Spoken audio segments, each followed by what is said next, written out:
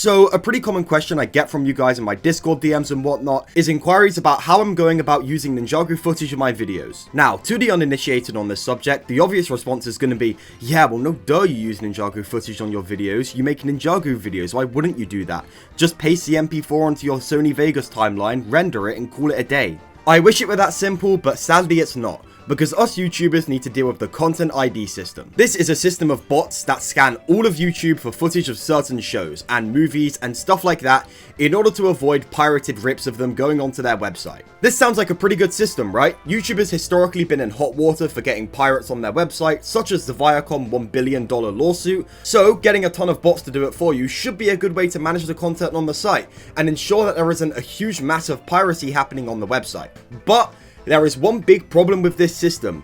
Bots cannot detect context. Also, let me preface this by saying you should not break the law. Breaking the law, especially copyright law, just happens to be bad and you probably shouldn't do it. I do not want to see anyone using these tips in order to pirate material on YouTube or infringe on people's copyrights. This video is not for that. This video is specifically for the purpose of discussion or review videos that fall under the fair use provision. This video is made for educational purposes only and gives you insight on how my review videos and other people's reviews on this show are made. I do not want to see the information discussed in this video be used in order to pirate the show or infringe on people's copyright.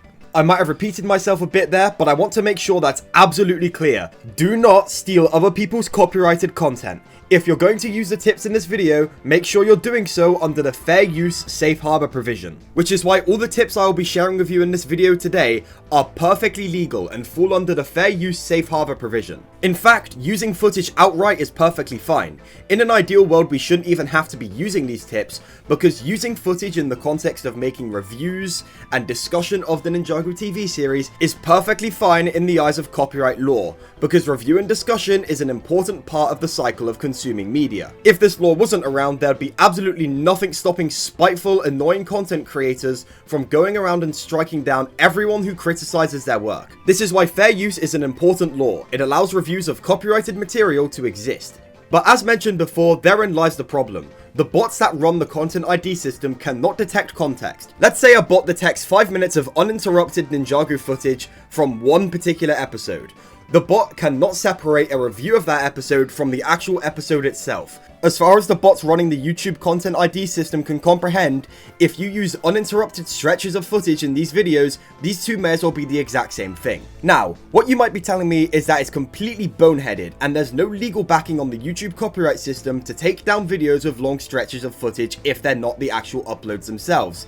And you'd be completely right. Unfortunately though, we don't live in a perfect world, and companies have a ton of influence over the YouTube copyright system, so it's one of those sad situations where it's something you need to work around. With all that introduction out of the way, here are my tips to avoiding getting copyright claims on your Ninjago discussion videos. Now, this tip was shared with me a while ago when I was trying to make my island video by one of my friends, Cheesy Pies. This person is really talented, by the way, you should give them a follow if you haven't. But this island video was put out around when I first unlocked the monetization feature on YouTube, and when that came around, I obviously had to work around the copyright system if I wanted to make money. Because guess what? Money is pretty cool, and I don't think anyone's going to hold it against you for having to make adjustments to your videos in order to make them monetizable. However, this is where the problem came in, because a lot of these videos used uninterrupted Ninjago episode footage as their background footage, and as a result it netted pretty much all of them copyright claims. Now, despite the fact that all of these copyright claims were pretty much illegitimate and based solely on the fact that a bot made the wrong call,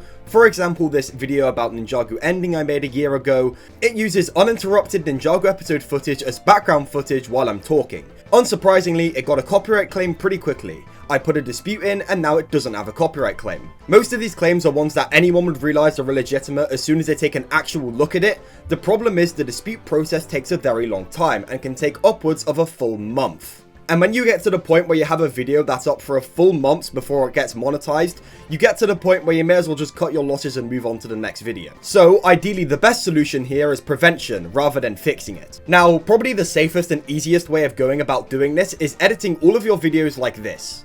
However, I just don't like this. There's not much separating it from a PowerPoint slideshow, so I wouldn't be proud of putting out videos like this. The solution I ended up going with, as suggested by Cheesy Pies, can be made pretty apparent if you just watch the background footage for a few seconds.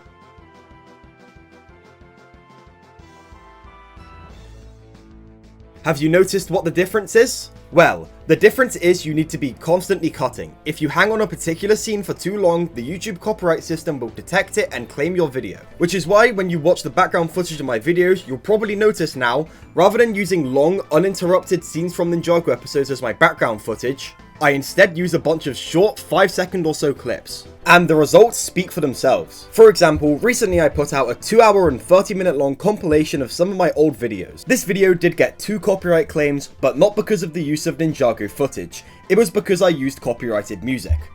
Beyond that, however, the YouTube copyright system took no issue with the actual footage of the video, despite there being 2 hours and 30 minutes of it.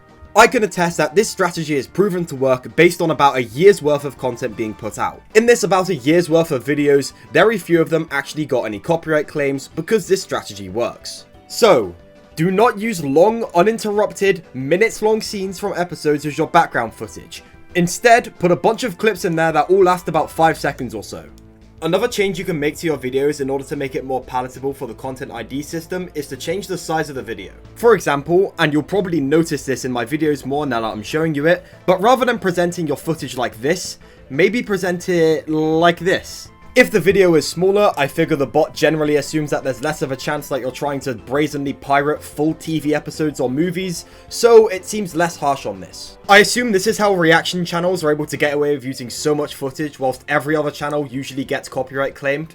Like, you have videos of just full Ninjago episodes but with someone looking at it, like in the side of the camera, and they somehow just don't get taken down like ever, and I think this is probably why. However, another option worth looking into could be taking the opposite direction. Have you ever watched one of those Family Guy rips on YouTube that are just somehow full episodes just on the website? Do you notice how occasionally the clip seems to zoom in for some reason, even cutting off important stuff of the episode? This is why. It's a copyright protection measure. And something that you could potentially implement into your videos, although obviously not as extreme because we're not actually trying to pirate any content here. Although, even with this, I'd still be careful how much footage you use. This is more so just an extra method of protection than anything.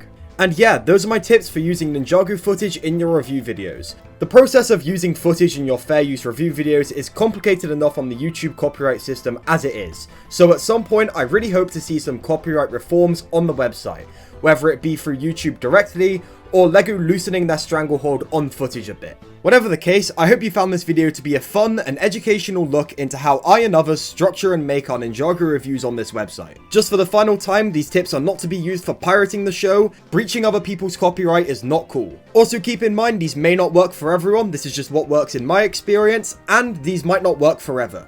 The YouTube copyright system is always changing, and what works today may not work tomorrow. So be sure to keep on your toes and try new things. Thank you so much for watching this video, everyone. If you want to see more of my stuff, there'll be end cards on screen now. So if you feel like watching more of my stuff, here are some options.